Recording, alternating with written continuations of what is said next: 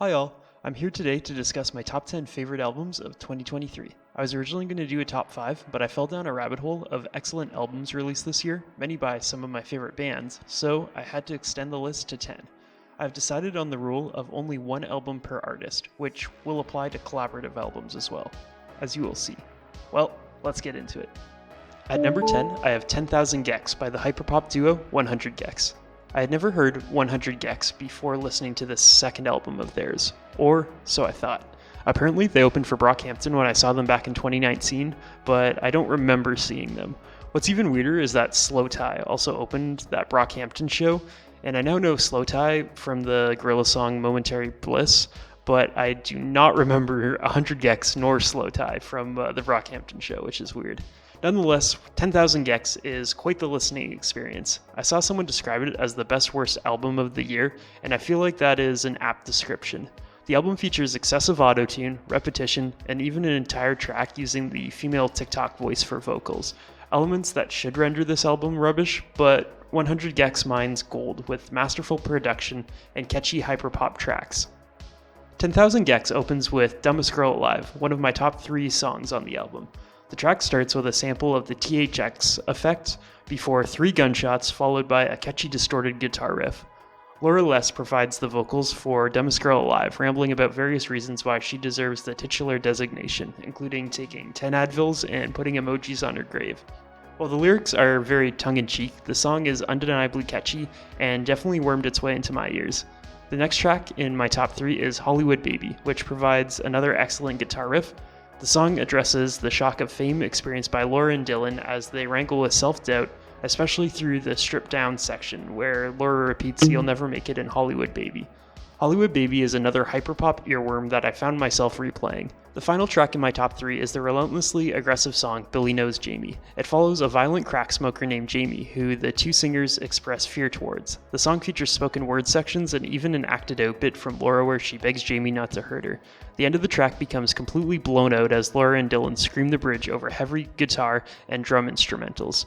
The vocals get raspy, almost metal-esque in their abrasive delivery. I also enjoyed the other tracks on the album, apart from Frog on the Floor and I Got My Tooth Removed, which were a little too silly for my taste. However, I actually enjoyed this album more than their debut 1000 gecs. I hope to hear a lot more from 100 gecs in the future. My number 9 choice goes to Mono from alt-rapper turned rocker K-Flay. My introduction to K-Flay was in 2016 when 102.1 The Edge started playing Blood in the Cut religiously. That song was also featured in one of the greatest series of all time, BoJack Horseman, which, on a side note, had a phenomenal soundtrack that includes Mr. Blue by Catherine Feeney, Closer by Tegan and Sara, No Love by Death Grips, and Trouble by Cage the Elephant. While I still like Blood in the Cut, it is far from my favorite song of K-Flay's, especially after listening to her entire discography. While her self-titled EP lacks the lyrical depth of later albums, it remains my favorite project from K-Flay for its dirty and aggressive rap style. This style carried over to her next 2 EPs, Eyes Shut and What If It Is, with the latter having a Danny Brown feature. Again, side note, but I just love when 2 of my favorite artists have an unexpected collaboration. K-Flay's first full-length album, Life as a Dog, marked a sharp change in sound that utilized much lighter vocals and instrumentals. I was initially critical of the album, but it has grown a lot on me the more I've listened to it. Then in 2017, K-Flay drops Everywhere is Somewhere, which catapults her into the mainstream with singles including Blood in the Cut, High Enough, and Hollywood Forever.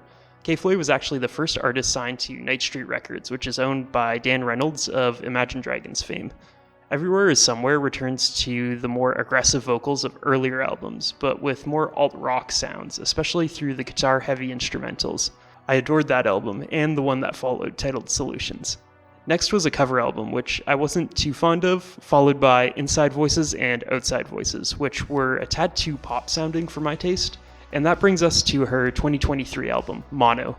The excellent first track, Are You Serious?, throws the listeners right into the inciting event that influenced the album, K-Flay losing her hearing in one ear randomly one morning. The album title Mono acts as a fitting reference to sound that only uses one audio channel, rather than the 2 offered by stereo. The second track, Rah Rah, makes it in my top 3 for this album, keeping the energy up after the intense opening track. Lines like chainsaw buzzing at my throat go hard, and the contrast between the quiet versus aggressive vocals showcase K-Flay's range. Another track in my top 3 is Irish Goodbye featuring Vic Fuentes from Pierce the Veil. Vic's emo-sounding vocals actually pair quite well with K-Flay's on this song, and I'm a sucker for variety. I also appreciate the heavy guitar riffs and blown-out vocals as she yells, "Give you the Irish goodbye." However, the final track of the album, Perfectly Alone, rounds out the top 3 as my favorite overall. This song has a much more somber sound, getting slow and reflective to conclude mono. The opening is slow and breathy, before swelling in the middle and switching to a drum-based beat. In terms of the album as a whole, I love the thematic use of repeat references across the album, including messiahs, chainsaws, and bar soap, to name a few. K-Flay wrote in a YouTube comment that a new and heavy era is upon us, which excites me for what could be in store. In at number 8, I have Cracker Island from Damon Albarn's virtual band, Gorillaz. Albarn also released the Ballad of Darren album this year with his other band, Blur, but I much prefer Cracker Island. Feel Good Inc. and Clint Eastwood were the 2 songs that got me interested in Gorillaz back in maybe 2017 or so, but I wasn't prepared for the creative collaborations and the resulting varied sounds I would experience across their discography. Gorillaz made one of my top 10 songs of all time, On Melancholy Hill, so anything they put out is going to be of interest to me, even if I'm not as fond of many of their early songs as well as their album The Fall. Like everyone, Plastic Beach is my favorite album from Gorillaz, but this year's Cracker Island rises to the challenge and takes second place in my book.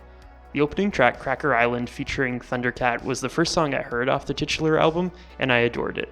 Until The Edge played it to death in the span of a couple months, and I needed a break. Going back to it now, though, I think it's fantastic, but it doesn't quite make the top 3 for me. The first song with that honor in the album's chronology is New Gold featuring Tame Impala and Booty Brown. Wow, what a combination of artists on this one. There are Damon's monotone vocals, Tame Impala's light psychedelic croons, and then Booty Brown's classic rap style, which marked the song as a medley of talent. It perfectly blends these varied musical genres into a single catchy track, being a highlight of the Gorillaz' unparalleled features. In contrast, the second song in my top 3 chronologically, but my favorite on the album, is Baby Queen, and it contains no features, just Damon's poetically emotive lyrics and an almost ambient and buzzing dream pop soundscape with synth hits cutting through beautifully, much like On Melancholy Hill, my favorite of Gorillaz. In Baby Queen, Damon recounts a dream where he meets the Princess of Thailand again after many years. Apparently, he met the 14-year-old princess when performing a Blur concert in 1997. The dream inspiration transfers well into the soundscape of this song, and fits well with Damon's quiet vocals. Skinny Ape rounds out the top 3, with its meta lyrics that call attention to the lamenting cartoon apes. The chorus seems to indicate not to take the cartoon apes too seriously, but lines like, "You can only see outlines of me, I can disappear or lighten your day," show an awareness to the real-world differences music and cartoons and any form of media can make in the lives of their fans. It was between this song, Possession Island, featuring Beck, and Oil featuring Stevie Nicks for this spot in my top 3, but Skinny Ape won out for me. Cracker Island is a great Gorillaz album, and my 8th favorite of 2023. Coming in at number 7 is Lord of the Flies and Birds and Bees from breakout Canadian sensation, Talk. Talk seems to be on the up and up as of late, as I saw you open for Shania Twain not that long ago, and now his first tour almost immediately sold out. Like most people, I was introduced to Talk through his 2021 single, Runaway to Mars, which has received heavy radio play in Canada and even received high praise from Alan Cross upon release. Talk says the song was written after he watched Interstellar during the COVID-19 pandemic when he was forced to move back into his parents' basement, broke and out of work. Runaway to Mars is actually included in this 2023 album as the 4th track, and of course, it makes my top 3. Talk's indie folk vocals mixed with the stripped-back acoustic instrumentals drive the emotion sonically, while the lyrics address feelings of worthlessness and nihilism through the fantastical conceit of running away to Mars and being uncertain if anyone will miss you. This emotional vulnerability also shines on the track A Little Bit Happy, which also makes my top 3. During a live performance, Talk said that this song acts as a reminder to be kinder to himself as he struggles with body dysmorphia and insecurity. I like the line, "Turns out all of my highs are making love to my lows," which seems to imply that the highs are feeding into and making the low times worse, perhaps suggesting unhealthy coping mechanisms. I think the line, "Even Tipsy's birds went home," might be referencing the horror film The Birds, starring Tippi Hedren. Fuck Hitchcock, but I do appreciate a horror reference. The final track in my top 3 is Afraid of the Dark, which Talk wrote for his grandma, and I think this song is adorable. The first 2 verses speak to Talk's interest in his grandma's life, wanting to know as many stories and see as many pictures from her life as she's willing to share. The song shows the contrast between his grandma's motivational words and Talk's fears hindering his follow-through to allow himself to take risks. I also find the line, "You were the nightlight on a dark night, like the stars," so sweet, emphasizing how the ones we love can make all the difference. I adore Talk's debut album, and I can't wait to see what else this breakout singer has in store for us. At number 6, I have Scaring the Hose, a collaborative album from JPEG Mafia and Danny Brown. I was faced with a tough decision here, choosing between Danny Brown's outstanding Quaranta album and this collaborative album. While I chose Scaring the Hose, I would like to shout out Quaranta as a bold step forward for Danny. His 2016 album, Atrocity Exhibition, is one of my all-time favorite albums, and while I was not as fond of his 2019 LP, You Know What I'm Saying, Quaranta seriously impressed me with its self-reflexive lyrics and uncharacteristically restrained vocal delivery from Danny, in contrast to his usual high-pitched and nasally rap style. The instrumentals are more low-key, fitting with the mature lyrics where Danny reflects on how he has messed up relationships, now indulging in drugs and drink as a way to cope with his own failures as a person. Now, you might be asking, how did this album not make my top 10? While Scaring the Hose does not have as much emotional vulnerability, it excels with its unmatched audio production. Every note, every sound, and every sample is expertly mastered, ear candy. While I stayed away from JPEG Mafia's music in the past due to his criticism of death grips, his audio mixing and use of samples is excellent and makes for some strange yet catchy rap instrumentals. While his and Danny's vocal styles are quite different, they actually complement each other quite well across Scaring the Hose. Speaking of which, the titular track, Scaring the Hose, is the first chronologically to make my top 3. Opening with an unmastered audio clip of a woman clapping with heavy background noise, a clowncore-esque screeching saxophone enters to bizarre effect, but it somehow avoids the ear-bleeding pitfalls of tracks like Sufjan Stevens' Satan's Saxophones. However, once the drums enter and the clap sample is replaced for a mastered version, the song goes into overdrive. Lyrically, the song perfectly encapsulates the sentiment of the internet-born phrase, scaring the hose, tying it into the sometimes inaccessibility of modern alt-rap. Next in the top 3, I have Shut Yo Bitch Ass Up / Muddy Waters. This track opens with a sample of a woman yelling for someone to shut the fuck up, asking why they are talking to her.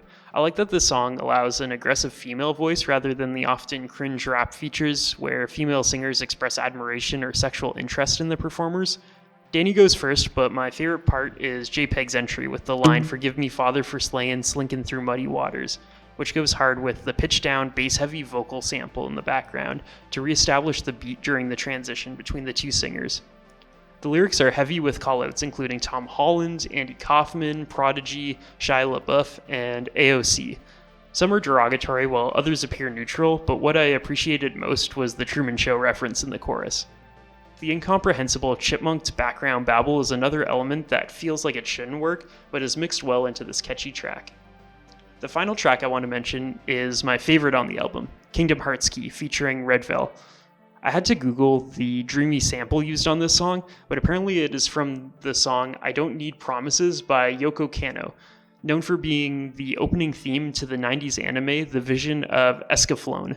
Its use in Kingdom Hearts Key gives the song a much lighter instrumentation than the other songs on the album. The song also features a KO audio clip from the video game Capcom vs. SNK 2, as well as wrestling vocal samples, including You Think You Know Me from WWE wrestler Edge's theme, and Brock Lesnar saying "Party's Over, Grandpa."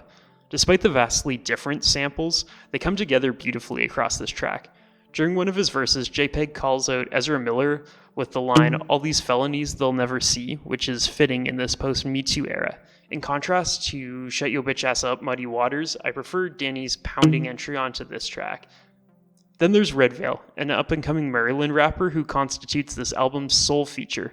Vocally, he reminds me of Earl Sweatshirt in some respects, but his aggressive style on this track shines and fits well with the raw lyrics like, "Try get the bread home, man, I'm trying to get the bread home."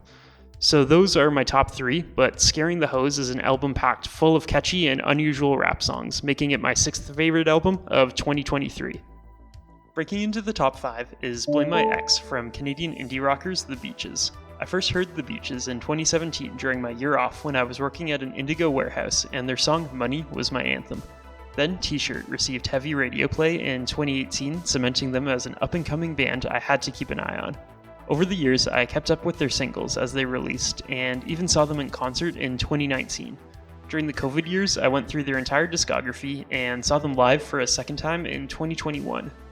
While Late Show, their first full-length album that happens to be produced by Emily Haines and Jimmy Shaw of Metric, remains my favorite Beaches project, Blame My Ex is a catchy yet emotionally raw entry into the Beaches catalog. The opening track, Blame Brett, is an album opening track as strong as Back of My Heart, off Late Show. I fell in love with this song months ago, learning to chug those chords on my guitar and blasting it whenever it played on the edge. The song is a brilliant breakup diss track that is actually very self-reflective and critical, showing a great deal of lyrical maturity.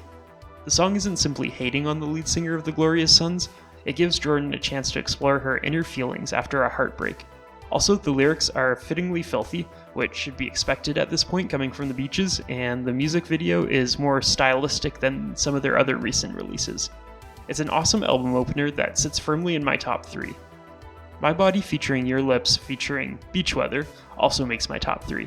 The song's chorus gets even filthier than Blame Brett with lines like, I want to taste your spit, I want to be your bitch, leave a mark on my innocence. The Beach Weather feature fits so well in this slow, dreamy track. I find it sonically reminiscent of shoegaze. Edge of the Earth is another song in my top 3. The song seems to center around one of the women Jordan has alluded to in tracks across this album with romantic interest. It definitely feels like the most romantic song on the album, both sonically, with the light instrumentals, and lyrically, as evidenced in lines like, I'm an addict, I'm addicted to her and to me, she's a magnet pulling me under the sheets. I really appreciate the vulnerability in the latter parts of this album, as Jordan explores her feelings for the special woman she wants to be with on tracks like this one, as well as the hopeful ending song, Cigarette. Overall, Blame My Ex is a tight 10-track album, and my favorite from the Beaches since Late Show. My number 4 spot goes to First Two Pages of Frankenstein from The National. This band first entered my radar years ago after I heard their emotional and dreamy song, Fake Empire, known for its creative use of polyrhythm. Slow Show was the next song from them I heard and quickly fell in love with. I later learned that both those songs were from their 2008 album, Boxer, which is another of my all-time favorite albums. The band also created The Reigns of Castamere for Game of Thrones, another excellent song. While I've not gone through their entire discography, I similarly adore 2023's First Two Pages of Frankenstein, the first of 2 albums the band released this year, along with another LP called Laugh Track. While I enjoyed Laugh Track, I chose First Two Pages of Frankenstein for this list. I've listened to the studio version as well as the excellent live performance of the entire album at Bearsville Theater in Woodstock, New York. The album oozes with the melancholy indie folk rock sound The National has become famous for. The first track in my top 3 is actually the first on the album, Once Upon a Poolside featuring Sufjan Stevens. While I enjoyed Sufjan's Javelin album from this year, especially after learning the context that it was written in response to the death of his partner, it didn't resonate with me as much as some of his other works, like the phenomenal 2015 album Carrion Lowell. However, he makes this list as a feature in the opening track to First Two Pages of Frankenstein. The song starts with a slow pattern of haunting piano notes, setting the emotional tone of this record. Matt's tender lyrics, which he often co-writes with his wife, shine across this song. The lines, what was the worried thing you said to me? I thought we could make it through anything. Sting for me, speaking to sadness over lost relationships. Next, I want to highlight the third track on the album, New Order T-Shirt. While the melancholy vocal performance is retained, the use of drums to establish beat adds character to this track that wasn't present on the more ambient instrumentation from Once Upon a Poolside. Lyrically, the song is a series of slice-of-life observations from a romance, with the style explained in the lines, I keep what I can of you, split-second glimpses and snapshots and sounds. Through lines like, on Atlantic you shared with your hilarious sister, and holding a cat in a glass of beer, the lyrics develop a unique intimacy that finds beauty in the everyday. The song features very light female backing vocals, as do many of the songs on this album. Apparently, The National actually partnered with New Order to create t-shirts for this song, and they donated the proceeds to a British cancer treatment hospital. Now, the final spot in my top 3 goes to The Alcott, featuring Taylor Swift. I was shocked to learn that The National actually produced Taylor's critically acclaimed 2020 album, Folklore. However, it makes sense considering their indie folk sounds. Now, in 2023, we get the touching track, The Alcott, featuring both Taylor and The National. While Matt wrote his lyrics inspired by his wife Karen, Taylor wrote her lyrics after to fit the original theme as a dialogue between a husband and wife. The song follows 2 people who return to a once meaningful location trying to recapture a feeling from the past. While this seems like a recipe for disappointment, the lines, I Tell You That I Think I'm Falling Back in Love with You indicate that it's not the location, but the people that fill it, which really matter. Thematic threads surrounding the loss of a relationship from once upon a poolside carry through with the heart-wrenching line, "I'll ruin it all over, and over like I always do." I adore this emotionally rich 11-track LP from The National, making First Two Pages of Frankenstein my fourth favorite album of 2023. At number 3, I have Formentera 2 from Canadian music royalty, Metric. Last year, Metric released my favorite album of the year, Formentera, and this year they followed it up with another 9 tracks to complete this pair of albums. Leading up to Formentera 2, my expectations were insanely high, which I think hampered my initial listening of the album. However, the more I listened to Formentera 2, the more I've come to appreciate the deep thematic threads that tie the two albums together, including environmental concerns, overexposure to media nihilism, and the value of platonic relationships. Metric showcases their talent for balancing synth pop and rock across the two albums on tracks like False Dichotomy from Formentera and Just the Once from Formentera 2.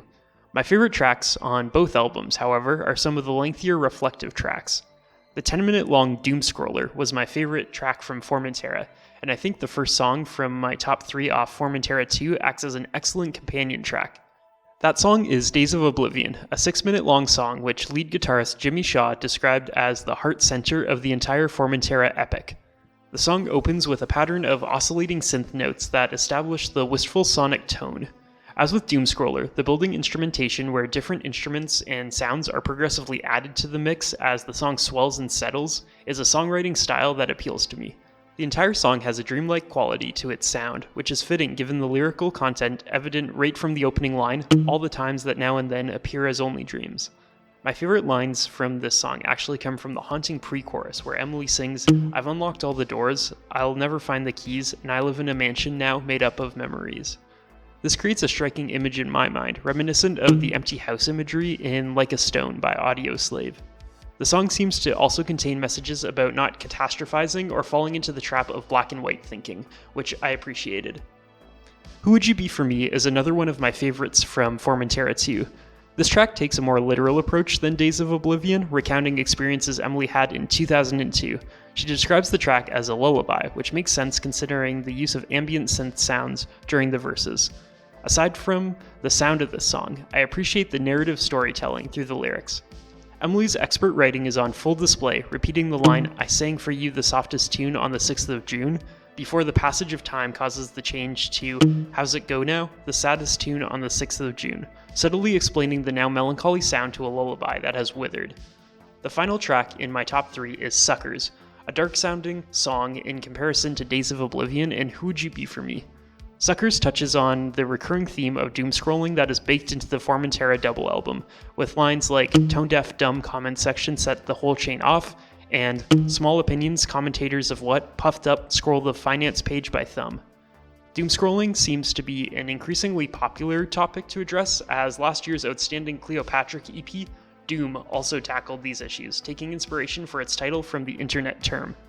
Back to Suckers, the song also delves into epistemological philosophy, including lines such as "the hands are not the touch, the eyes are not the view, the voice is not the call," which challenge empirical notions of knowledge. The repeated reference to the world being behind a wall also calls to mind Plato's allegory of the cave, suggesting we're not seeing reality, just fragments and interpretations, whether they are from online commentators in our internet echo chambers or from our own unreliable senses.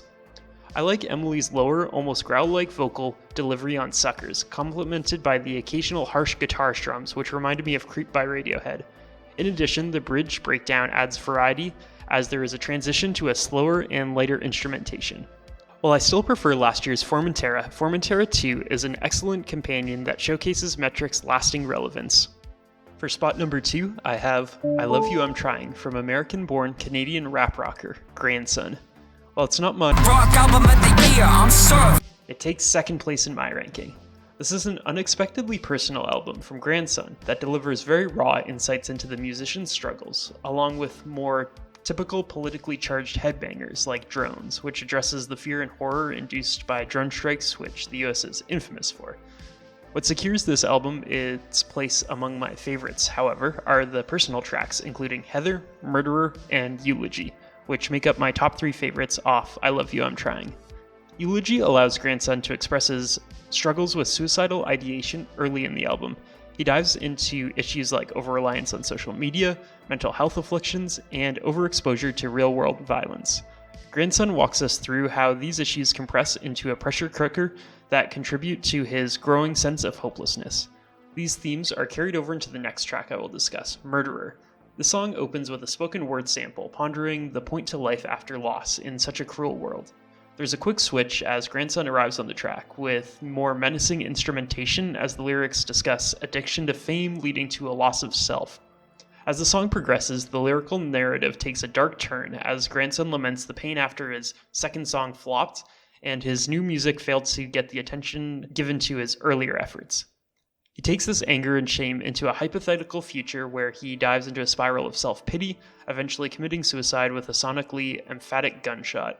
The outro to the song features a calm vocal delivery from grandson as he explains that the autopsy exposes his drug abuse to the world and a few fans carry out copycat suicides. However, the real emotional kick comes from the reveal that he has forgotten to the constant churn of the news cycle within a couple months, rendering his death to achieve fame meaningless. The song features an undeniably anti-suicide message, a great deal of self-reflection, and a unique song structure for a grandson track, making it one of my top 3. My final pick is Heather, named after a fan of grandson from before he was famous who committed suicide. Grandson lays himself bare in this ballad of ultimate regret. While grandson initially messaged back and forth with her in 2017 before he blew up, he reveals that she messaged him in 2021 after her father died and she was struggling with self-harm, but he ignored her message. As grandson states, "I wish I knew it was goodbye," a line that emphasizes the tragic finality in Heather's suicide. Grandson highlights the unfairness in the fact that he is still alive while Heather is gone. In the final verse, grandson addresses his current fans, hoping they will grow old with him, and he says the things to us that he wishes he had said to Heather. The song has an abrupt end, thematically fitting, with grandson left to just hope that Heather rests in peace. There's no happy resolution, just tragedy when it comes to suicide. I'm saying these words now while I record the video, but past me is sitting at a computer tearing up while writing the script and listening to the song. No other song did that for me this year, and there is no other album quite as raw as Grandson's I Love You, I'm Trying. Before we get to my favorite album of the year, we're going to go full watch mojo and look at some honorable mentions. Here and Now by Asanabi. Did you know there's a tunnel under Ocean Boulevard by Lana Del Rey? But Here We Are by Foo Fighters. Everything Is Alive by Slowdive. Laundry Pile from Arkells. Javelin by Sufjan Stevens. One More Time from Blink-182. Guts by Olivia Rodrigo. Unreal on Earth by Hozier. We Buy Diabetic Test Strips by Armand Hammer. Seven Psalms from Paul Simon. And Stereo Mind Game by Daughter. And finally, my favorite album of the year is Remember Never Before from Canadian alt-rock group July Talk. I've been a fan of July Talk since I first heard Push and Pull on 102.1 The Edge back in 2016 when I was working my first summer at Canada's Wonderland. I had the chance to see them live in Timmins in 2021, and I was drawn in by their theatrical performances, playing off the romantic tension between the two lead singers. However, I was unprepared for the contemplative and emotional tour de force that is their 2023 album, Remember Never Before.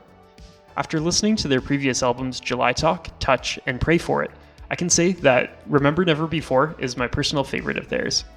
Top to bottom, I enjoy every track on this record. While there are the usual gruff rock hits like Certain Father and Godmother Fire, this album branches in new directions for July Talk, with restrained tender tracks like Hold and Repeat. Both Hold and Repeat make my top 3 for this album. First I'll talk about Hold, where Peter's unusually tender vocals surprised me, and Leia also delivers a lighter performance than I was expecting. However, the two performances harmonize beautifully. The song in part addresses relationship insecurities with lines like, "Were you afraid you would set me off?" which hit close to home. The song features meditations on undying love in a combustible relationship. There is even a surprising call-out against heretics and hateful pricks in a moment of swelling instrumentals. Repeat is another emotional song on the album, this time exploring self-destruction and a failure to change, but with enduring love weaved throughout. Repeat acts as both a mantra and a curse. Leia tells herself to repeat deep breaths, as a therapist would instruct, but she also says repeat each time she says sorry in an endless cycle without improvement. The line, "How many times until the words lose all meaning?" directly calls attention to this habit of repeating sorry in a seemingly endless series of screw-ups. The "I'm sorry" repeat immediately after adds further insult to injury, as nothing seems to have been learned from the previous line. The The song is an anthem for fuck-ups, and I adore it. The lamentations are contrasted with lyrics performed by Peter, which focus on the here and now as he attempts to ground his spiraling counterpart. The lines "gotta keep you smiling, better tomorrow, even if you're lying," hit like a sledge. In contrast to the previous two emotional ballads, the final song to make my top 3 is called I Am Water, which is the psychedelic oddity that closes off Remember Never Before. Ambient noise and electronic beeps open the final track before a twangy bass riff enters, followed by drums and piano. The staccato notes give the track a unique sound when compared to the others on the album. Peter's lyrics present as a first-time tripper with lines like, "You talk, I am unable," and "She said, ha ha ha ha," as if descending into hysterics. Leia's lyrics present as more experienced as she tackles themes of endless time, good and evil, as well as humanity's cosmic insignificance. The chorus is trippy and existentially scary, but ends with undeniable hope through the line, "But we coincide." I appreciate the psychedelic ponderings on this final track, complemented by the varied instrumentation. These are just 3 of the 11 songs on the album, but the fact that it is stacked full of excellent tracks makes this my favorite album of 2023. I can't wait to see what July Talk has in store for us in the future. So those are my top 10 albums of 2023. Thank you for checking out my ramblings. Doomgrips, out.